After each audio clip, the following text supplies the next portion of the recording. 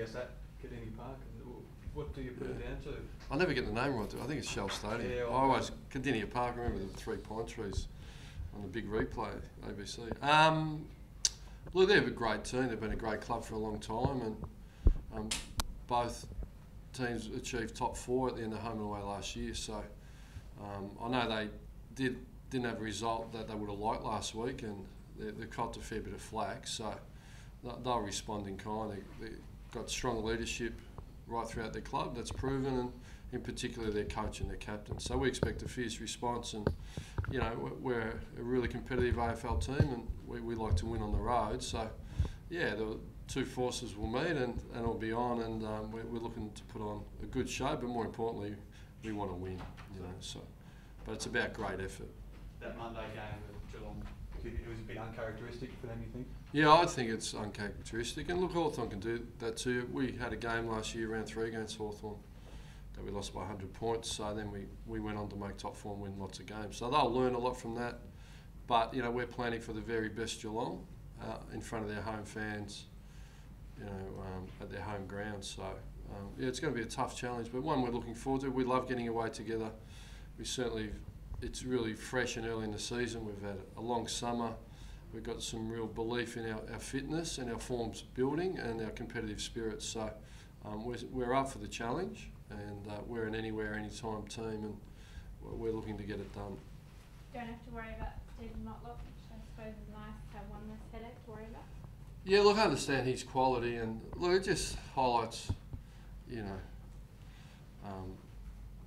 we're humans, we're fallible, and he's a really good person, obviously, and I don't buy into any of the club's issues, but they're keeping the standards so that season goes out. But I know the next person in, the guys in name like Hall and Smith and Murdoch, Mackey's coming in. They're significant talents and very quick, and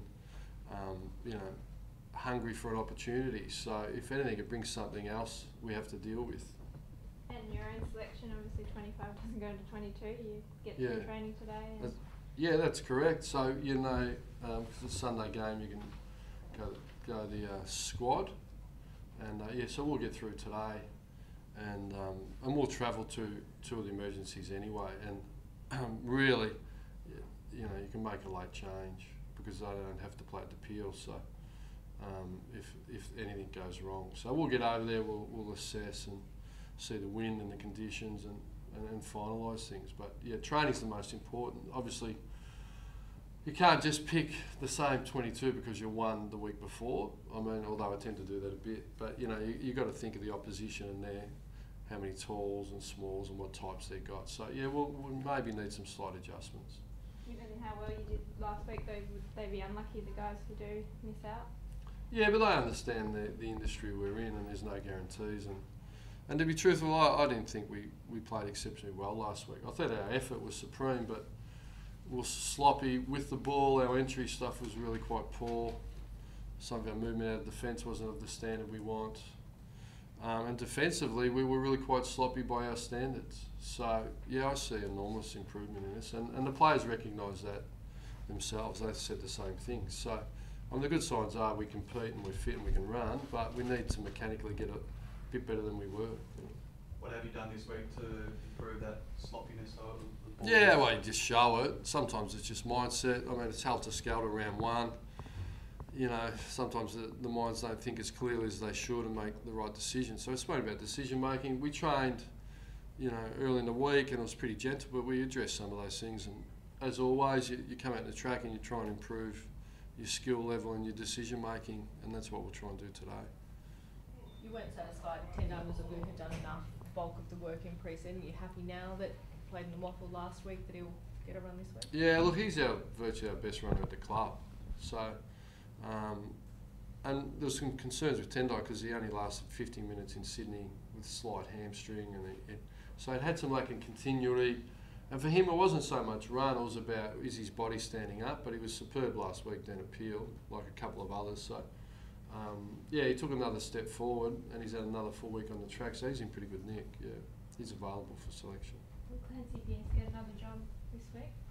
He's a good chance to, but what we learnt last week, Clancy was getting nutted in the last quarter, and Boak had 10, but at the end of the day, our team and our team pressure handled that. So it's a good lesson for me as well that we don't always have to play a tagger, you know, all the time and right throughout the game. So you know, we'll adjust and make our final decision down there.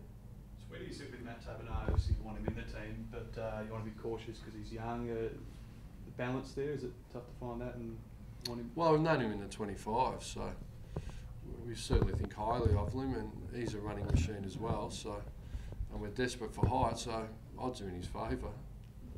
But we've got to finalise it at match committee and training.